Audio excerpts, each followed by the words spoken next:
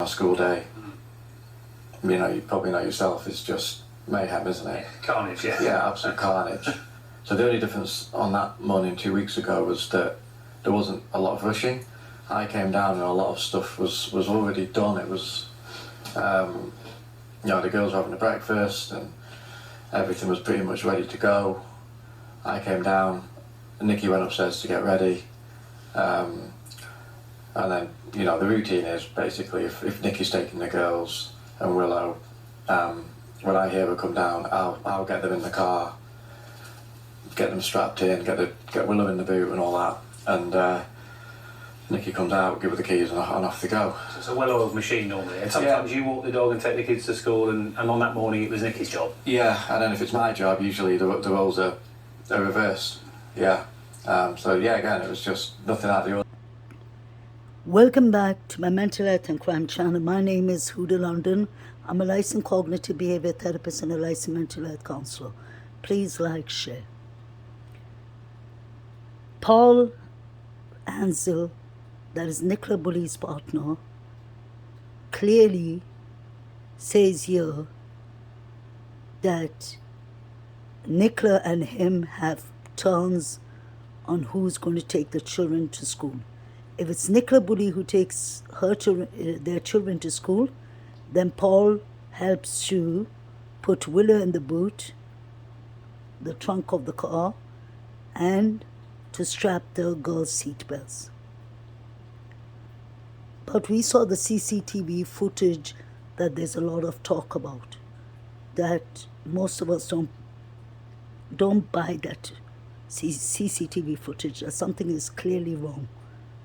Then we had the false CCTV footage by Grizzly True Crime, because she's the one who produced it through Paul, his alleged friend. That is Paul himself, allegedly. Paul said that Nicola would drive the children to school on certain days, and then it's his turn to fasten the seatbelts for the two daughters and to put Willow in the boot. But we didn't see that. Whoever was in that footage, besides Paul, whoever the female was, clearly forgot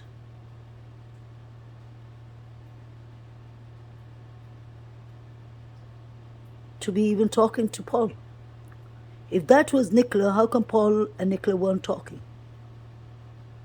I believe that is the first red flag. There should be a concern there for especially law enforcement. The couple ain't talking. So were they having domestic issues? Or did Nicola just wanted to leave Paul?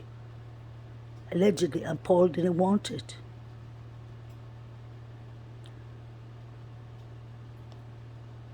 Let's continue.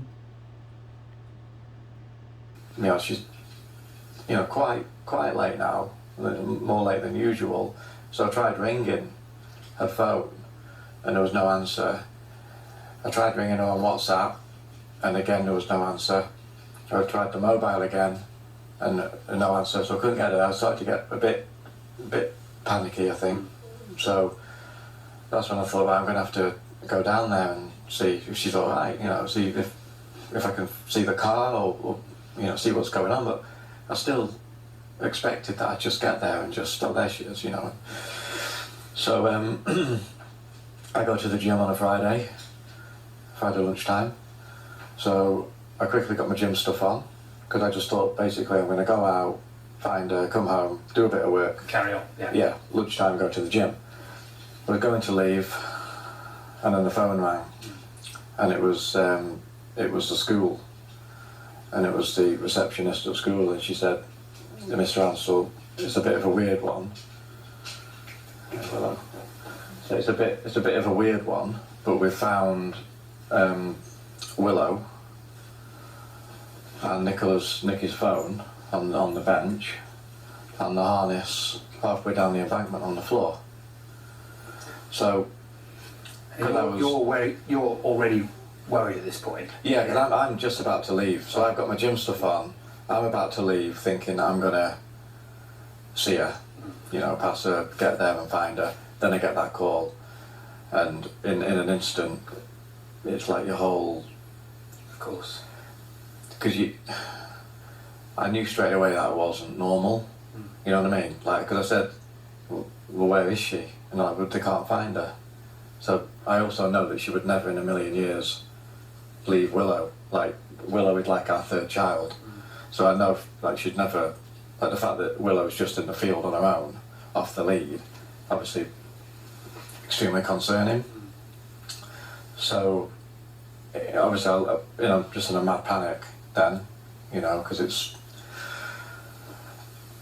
I got hit by that weird, it's like your world just drops out because you know something's weird has happened. So I got in the car, drove down there, ran down the river to where the bench is. Somebody had Willow, and obviously there was a few other dog walkers there and stuff like that.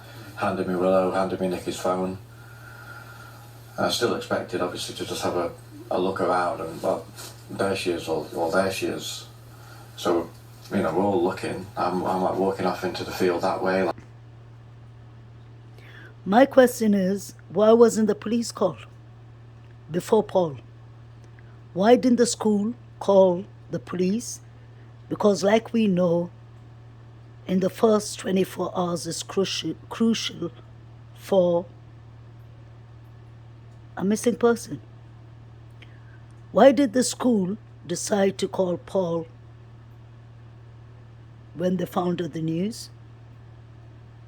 Because if the school called Paul and the police would be there quicker than Paul. So look at all the time that has been wasted. That is enough time to abduct Nicola to totally a different place, allegedly. Really quick. So I then, you know, I'd gone home then, taken Willow back. Police officer would come to the house. And, you know, although I was like obviously extremely worried and concerned, I still expected at any second to just go, oh, we found her, you know, we've found her here or whatever. And that, yeah, I mean, that never happened. Like, that was just... I know it's protocol for law enforcement to talk to the partner, to talk to the family, friends. But why did law enforcement tell Paul to get quickly at home that they needed to talk to him? If Paul allegedly wasn't, let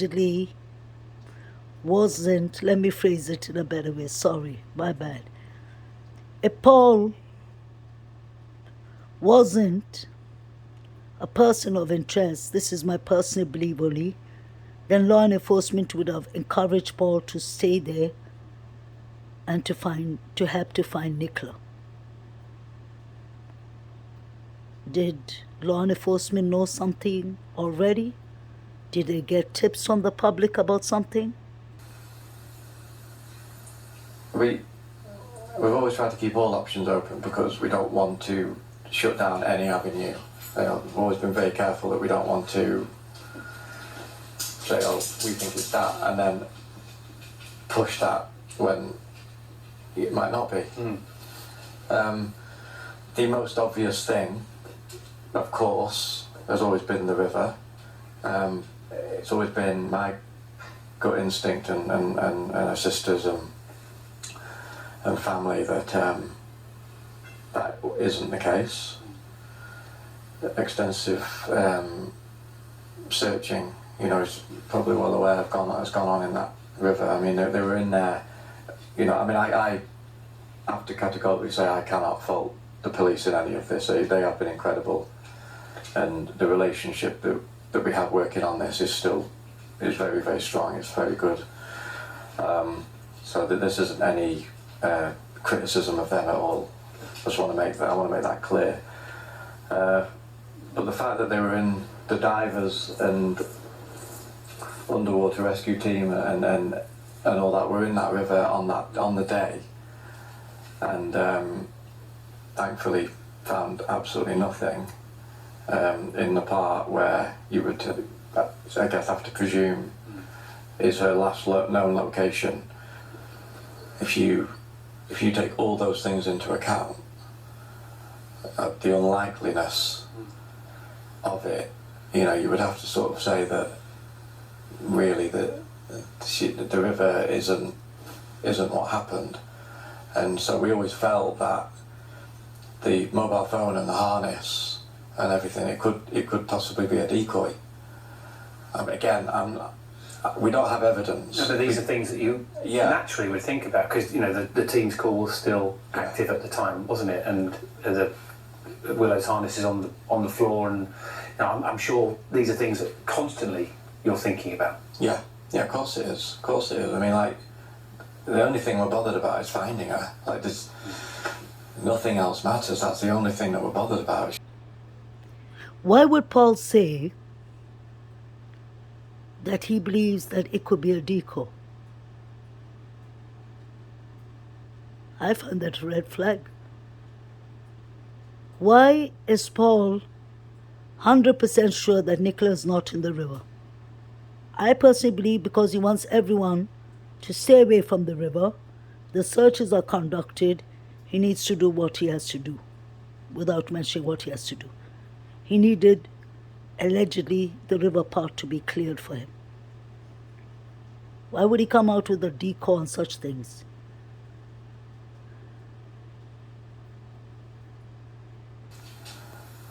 So,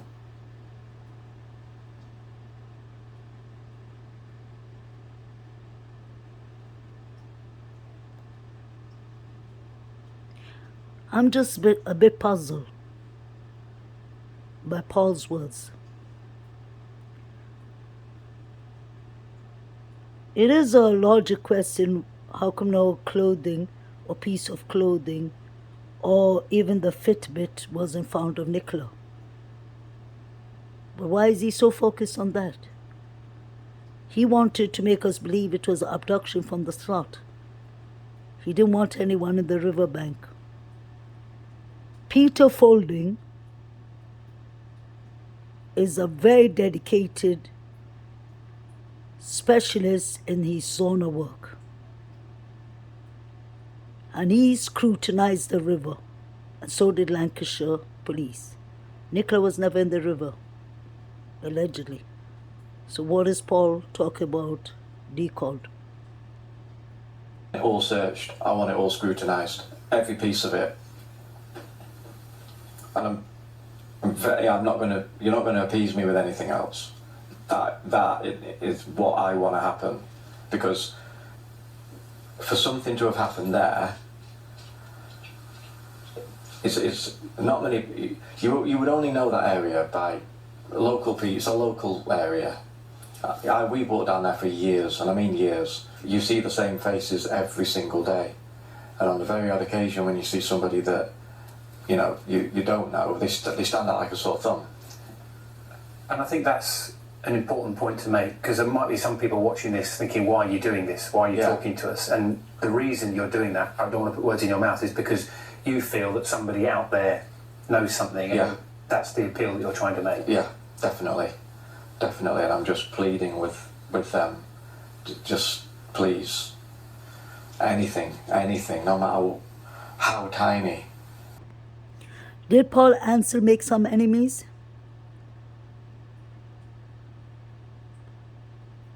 Did Nicola have some enemies? Why is he so busy about someone new coming into the village?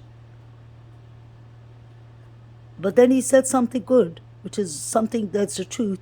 He said all the dog walkers know each other. So what happened in the field that day? What happened in that field that day? Like, there's nothing else. The only thing is we just have to find her.